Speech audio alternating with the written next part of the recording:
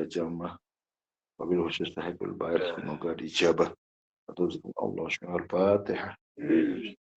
Semoga dimudahkan dalam segala urusannya. Al-Fatihah. Dan selalu diberikan taufik dan hidayah. Al-Fatihah. Assalamualaikum warahmatullahi wabarakatuh. Waalaikumsalam warahmatullahi wabarakatuh. Nastaghfiruhu wa na'udzu billahi min syururi anfusina wa min sayyiati a'malina. May yahdihillahu fala mudilla lahu wa man yudlil fala hadiya lahu. Asyhadu an la ilaha illallah wahdahu la syarika lah wa asyhadu anna Muhammadan abduhu wa rasuluh. Allahumma shalli ala sayyidina Muhammad wa ala ali Muhammad. Amma ba'du. Kepada bapak-bapak pembina, bapak penasehat, bapak para badal, bapak para pengurus yayasan, bapak pengurus perguruan, wabil khusus kepada Pak Sahibul Bait, dan singkatnya bapak-bapak, ibu-ibu, para hadirin-hadirat jemaah perguruan Tarfisabandi rahimakumullah. Terlebih dahulu kita sama-sama memanjatkan rasa puji dan syukur kita kepada Allah Subhanahu wa taala atas limpah rahmat, taufik, hidayah, inayah serta izinnya pada kesempatan yang berbahagia ini dapat hadir di majelis zikir perguruan Tarfisabandi dalam rangka melaksanakan rutinitas kita, kewajiban kita, dan memenuhi salah satu undangan daripada jemaah. Semoga apa hajat daripada saya berbaik, semoga Allah merahmati dan meridhoinya. Amin ya rabbal. Kemudian kita menyampaikan salawat dan salam kepada alam junjungan Nabi besar Muhammad sallallahu alaihi wasallam. Allahumma shalli ala sayyidina Muhammad wa ala. Moga-moga kita dapat mentaatinya, mengikutinya secara zahir dan batin. Amin amin ya rabbal alamin. Alhamdulillah wa syukurillah wa nikmat Allah, la haula wala quwwata illa billah. Bahwa pada malam ini saya ingin mengutip sebuah firman Allah dalam surah Al-Jumu'ah, di mana Allah berfirman, ya ayyuhalladzina amanu iza nudiya lis-shalat min yaumil jum'ah fas'au ila zikrillah wa zarul bait zalikum khairul lakum in kuntum fa idza qudiyatimus shalat fantasiru fil ard wabtaghu min fadlillahi wazkurullaha katsiran. Ayat di mana Allah menyerukan kepada kita terhadap orang-orang yang berjual beli di hari Jumat, hendaklah bersegeralah untuk menunaikan ibadah sholat, untuk berzikir kepada Allah, dan tinggalkan jual beli. Ini artinya bahwa tidak sebatas kita melakukan sholat Jumat, segala aktivitas yang sebenarnya dalam kehidupan hari-hari ini kita tidak terlepas daripada aktivitas jual beli, kegiatan yang lain-lainnya. Nah, hendaklah kita tinggalkan ya ketika ada kewajiban-kewajiban yang sangat khusus, yaitu yang sangat-sangat yang sifatnya spiritual, ya, dikata untuk diperintahkan dalam bentuk ibadah misalnya. Terlebih-lebih kita di dalam halkah ini ya, tinggalkan kegiatan-kegiatan lain untuk memenuhi kewajiban kita. Karena dua kewajiban ini memang tidak boleh kita tinggalkan. Ada kewajiban zahir, itu yaitu jual beli. Makanya apabila telah selesai sholat, berzikir pada Allah, maka dalam bertebarlah di muka bumi untuk mencari karunia Allah. Kita bukan artinya bahwa belajar ilmu kerohanian, belajar ilmu ilmu hakikat sehingga kita tinggalkan syariat. Justru ada keseimbangan. Syariat ini adalah yang terkait tentang hukukul adamin, hak-hak kita semua, hablum minan nas. Ini kita jaga dari kauliah kita, peliah, perbuatan kita dan ucapan. Sedangkan yang bersifat rohani adalah untuk syirriyah, yaitu yang adalah yang dilaksanakan, yang dikerjakan oleh hati. Hati inilah sesungguhnya sebagai menentukan daripada kesempurnaan ibadah. Tidak sholat orang yang sholat, orang yang tidak menghadirkan sholat.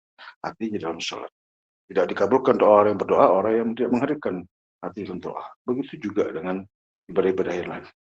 Oleh sebab itu ketika kita melakukan seruan Allah, maka tinggalkan jual beli, maka bersegeralah untuk kita melakukan ibadah sholat, ibadah zikir.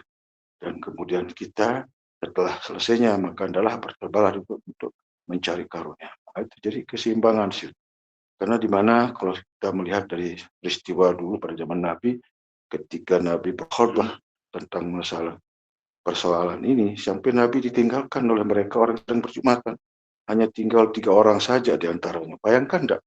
Lebih dia memilih untuk berjual beli daripada ibadah sholat. Nah, begitulah memang susahnya saat itu ya. Tapi alhamdulillah sekarang ini tidak sampai. Tidak sampai ada yang meninggalkan hak zikir gara-gara ada jual beli di luar. Tidak sampai ada orang yang meninggalkan sholat Jumat ketika ada perjualan di luar. Itu. Jadi begitu parah sebenarnya pada waktu itu. Maka katakan zaman jahiliyah, saking jahilnya ya kan, sehingga Nabi diturunkan di situ untuk memberi peringatan supaya mereka menempuh jalan yang lurus. Baik. Dan begitulah soal-soal akidah di saat itu memang sangat berat sekali. Tapi kesininya, alhamdulillah semakin baik, semakin tambah bagus. Namun demikian, yang banyak yang ditinggalkan perkara rohaninya ya, syariatnya yang mereka perjuangkan, namun yang sisi hakikatnya rohaninya mereka abaikan. Nah, di sini kekurangan. Makanya kita diminta oleh Allah, disuruhlah oleh Allah kepada semua orang beriman, wadkhulu bisilmi kafah, hai orang beriman, masuklah ke dalam Islamnya secara kafah, zahir batin. Kolbinya bagaimana mengislamkan kolbinya, kaulinya seperti apa, PL-nya. Kita sungguhnya bahwa meyakini bahwa di dalam kita berikrar, ikrar bil lisan, amal bil arkan kita sudah lakukan, tapi tasdiknya, musyahadahnya ini yang jarang terjadi, ini yang nggak paham di situ. Tasdik bil qalb, musyahadah, memandang, memperhatikan dengan hati. Nah, bagaimana caranya? Nah, disitulah kita bimbing tentang bagaimana membuka hakikat, membuka hati, membuka mata hati, mata batin. Nah, di situ sebenarnya bukan lagi zahir sebenarnya, maka ada namanya sholat ruh, sholat sir, ya, ibadah sir ya. Nah, ada namanya zikir sir, zikir hobi, zikir yang tersembunyi, yang kerasa. Itu sebenarnya. Ini adalah sesuatu yang ibadah yang tidak terganggu ya. Tidak bisa terhalangi oleh waktu dan tempat. Kapan dan di mana saja. Lebih-lebih kita nazak, sakatul maut. Nah, fisik kita tidak mungkin kita bergerak-gerak.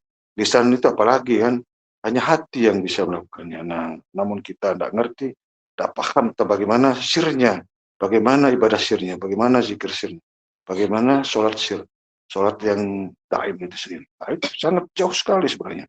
Kalau itu terjadi maka kekosongan dia.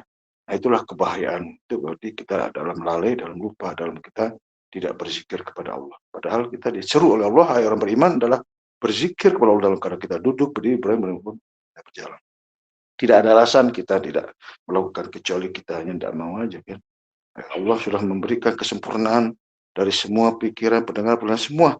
Allah lengkapi ya, sebaik-baik ciptaan di antara ciptaan yang lain, kan luar biasa. Bahkan lebih tinggi derajatnya nanti di sisi Allah dibanding pada makhluk yang lain seperti malaikat misalnya.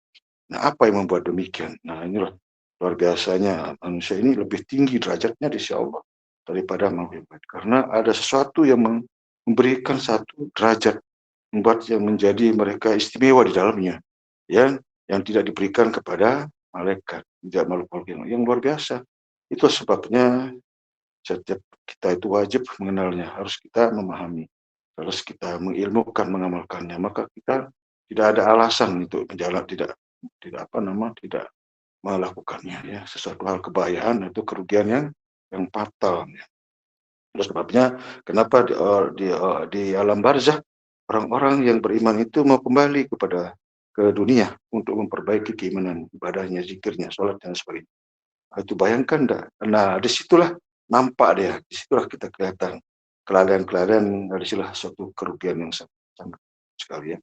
Itu sebabnya kita diminta oleh Allah untuk berilah mereka peringatan, wa anzirhum yaumal, berilah mereka peringatan karena mereka tidak mengerti, tidak paham, supaya mereka ingat kepada Allah. Uskur rabbaka binafsika tadarru, ingatlah Tuhanmu di dalam hatimu, tadarru bidunil jahri bil qaul bil ghudwi wasyam, tanpa mengeraskan suara, tanpa dengan lisan.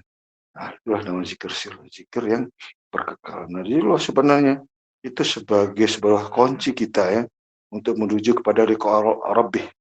Perkara berjumpa dengan Allah itu dengan zikir yang sebanyak-banyaknya.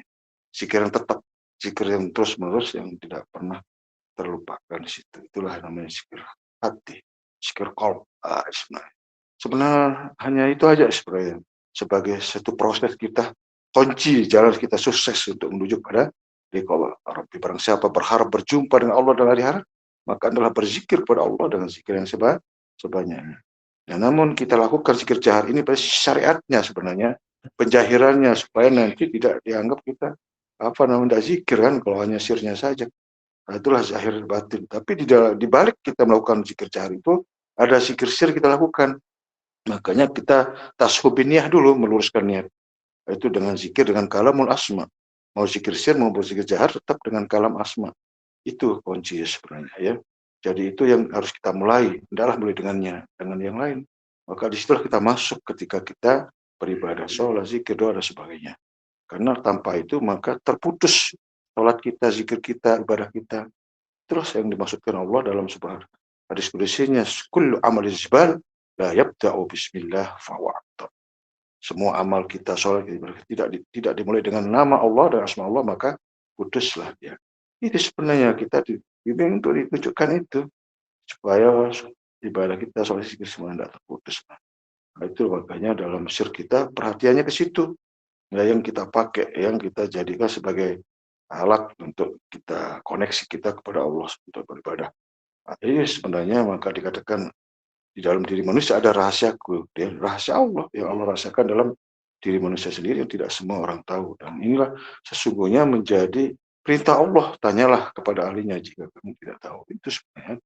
Tetapi sekarang alhamdulillah sudah banyak orang membukanya, banyak orang-orang yang mengkaji mendalam situ. Tapi ya persoalannya adalah bagaimana praktiknya dari perjalanan, dari kajian itu, dari dalil-dalil yang tersampaikan, dari sisi pemahaman begitulah banyak kan, praktiknya seperti apa. Memang ya selalu mengarahkan ke dalam, tapi dalamnya kemana, di mana persisnya kan susah di situ. Nah, itu beratnya sebenarnya. Itulah syukurnya bahwa kita di Blog Gila ini ada bimbingan kita, ada kita dapat bimbingan khusus, itu ada lepasan pembukanya di situ. Jadi jelas tadi ya peletakannya, maka dikatakan berilmu orang menempatkan sesuatu pada tempatnya. Itu yang bahaya. Itulah yang menjadi tanggung jawab ketika dia salah nanti meletakkannya atau meyakininya atau artinya menjadi musyahadahnya. Ini berbahaya. Ayo contoh kita ketika kita disuruh ingatlah Tuhanmu di dalam hati. Ya, dalam sholat misalnya, bagaimana menghadirkan hati dalam sholat, seperti apa dia. Nah, itu berat sekali, sangat-sangat berat. Nah, disitulah yang sesungguhnya saya katakan bahwa tidak semudah seperti dalil yang ada. Ini dalil namanya penjelasan tentang bagaimana ibadah yang benar-benar. Ya. Nah, itu sebabnya alhamdulillah kita syukuri bahwa di wadah ini kita dapatkan pemahaman penjelasan yang sangat-sangat jelas dan sangat-sangat aman dan nyaman ya. Nah, kita boleh sharing, boleh kita mengadakan sebuah diskusi misalnya tentang ini. Kita sangat terbuka sekali ya tentang masalah ini supaya jelas apa yang harus kita yang harus diimani, yang diperhatikan, diyakini dan sebagainya. Jadi tidak dalam duga-duga, dalam konsep kita hanya iya ndak akan menimbulkan sebuah keraguan di situ. Nanti diperjalankan berdasarkan dalil akli dan nakli dan bisa praktik dan kita buktikan gitu kan. Itu bisa kita rasakan masing-masing. Itu jadi disitulah kelembutan zikir ibadah itu nikmat. Itulah yang dijanjikan. Ketahuilah bahwa dengan zikir hati jadi tentram, jadi damai, jadi aman, jadi lembut, jadi bersih. Sebagai alat untuk membersih kolbu kan zikir. Maka orang-orang yang hatinya lembut, yang tenang dipanggil Allah dengan panggil, hai hati yang tenang, jiwa yang tenang. Kembalilah kepadaku, masuklah ke dalam golongan hambaku dan masuklah ke dalam surga. Itu sebenarnya sederhana sekali ya. Demikian mungkin penyampaian yang singkat, semoga bermanfaat. Kurang lebihnya mohon maaf. Wabillahi taufiq. Wassalamualaikum warahmatullahi wabarakatuh.